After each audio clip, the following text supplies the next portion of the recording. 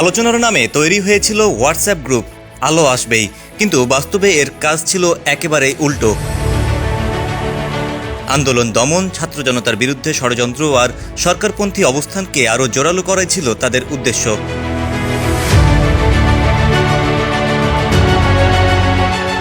এই গ্রুপের নেতৃত্বে ছিলেন সাবেক তথ্য প্রতিমন্ত্রী এ আরাফাত ও সংসদ সদস্য চিত্রনায়ক ফেরদৌস আহমেদ। সংসদের মধ্যে ছিলেন রিয়াজ, অরুণা বিশ্বাস, জ্যোতিকা জ্যোতি, সুহানা শাবাস, সাজু খাদেম, আজিজুল হক, জায়েদ খান সহ আরও অনেকে।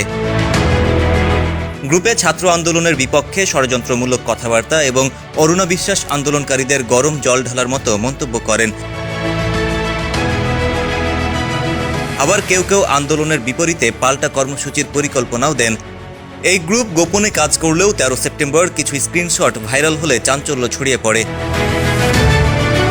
এরপরই আলোচনার মুখে পড়ে গ্রুপটি। 4 আগস্ট রাতে সেটি ডিলিট করে দেওয়া হয়। গ্রুপের অন্যতম সদস্য অরুণা বিশ্বাস ইতিমধ্যে কানাডা চলে গেছেন। বাকিরা এখনও দেশে থাকলেও কেউই প্রকাশ্যে নেই।